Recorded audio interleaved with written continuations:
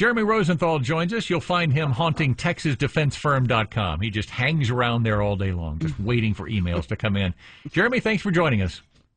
That's right. I drink my coffee. I get my Powerball tickets, which don't work. I'm there all day. Okay, good for you. No numbers, nothing? Well, I'm back at work this morning. This is true. So, yeah. Well, that money of law school well spent. Okay, let's talk about what's happening. Trump threatening Chicago with apocalyptic force, and J.B. Pritzker calling him a wannabe dictator. And this has kind of become a thing. And I've come to the conclusion that the smart thing to do, if you don't want to get into a thing with Donald Trump, you just ignore it. Well, I think a lot of people would agree with you, but for the time being, we've got sort of a pro wrestling match, don't we? We've got a lot of really big talk, a lot of memes, and it makes for good viewing, unless or until you're in Chicago and maybe there's tanks there by the end of the week. Maybe there's not. Oh, Jeremy, I like the sound of that. All right, let's get down to the brass tacks of all this. Okay, does the president have the constitutional authority to do this, to send federal troops into these places like Chicago, like pick any other city that's on fire right now? Can he do that? Mm-hmm. Okay, so there's really four basic rules that you have to sort of think about, and that's from a compilation of statutes, and really we have a much better roadmap after the situation in California, because that went all up and down through the courts. You have to throw D.C. out of it because the District of Columbia, the president has special powers there where he doesn't have anywhere else in the country. But the four basic things that you have to look for are, number one, is there an imminent invasion, right? Number two, is there some type of insurrection that has to be put down immediately?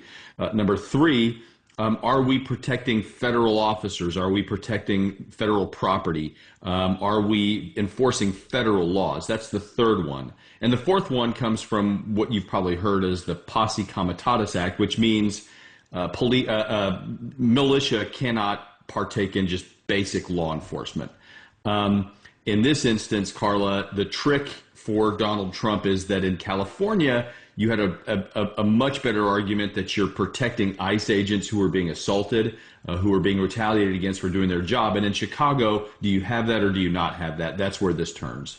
This is Jeremy Rosenthal, founder of TexasDefenseFirm.com. Jeremy, hang on just a second. We have more questions for you, but right now we got to get an update on traffic and weather on the ones. Now here's Julie DeHarvey. You know, Jeremy Rosenthal from TexasDefenseFirm.com is with us. You know, Jeremy, in the ruling that the judge made about the California, that he didn't have the right to send troops there, I thought he sent those there to protect ICE agents, federal agents, and federal buildings. How does a judge decide that the federal government can't protect federal buildings and federal agents? Well, first, I think we need to outline that's not done yet, right? That ruling is still probably almost certainly going to get appealed, and this thing is going to really yo-yo through the courts like it's sort of already done.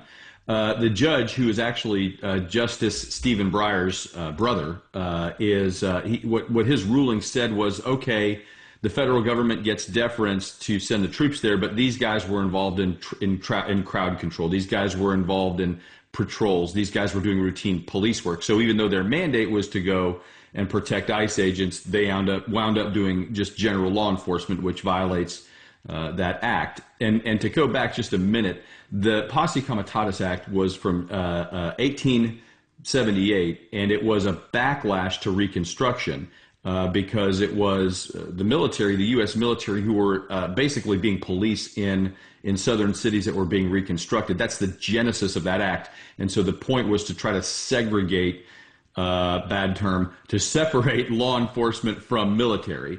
But that's sort of the impetus behind that thought process. At some point, can you declare that it's an insurrection if crime is out of control in certain areas? Would that qualify? It's hard. It's hard, and the courts get to sort of decide that. And the reason why is because the Constitution gives the militia power to Congress, and Congress gave it to the states. And so the only way that the executive can really grab those is through some of these statutory grants of power, and those are very limited. So you got the facts have to fit it, and at some point the administration does have to make their case. All right. Jeremy Rosenthal, founder of TexasDefenseFirm.com. Jeremy, always a pleasure. Thank you. Have a great morning.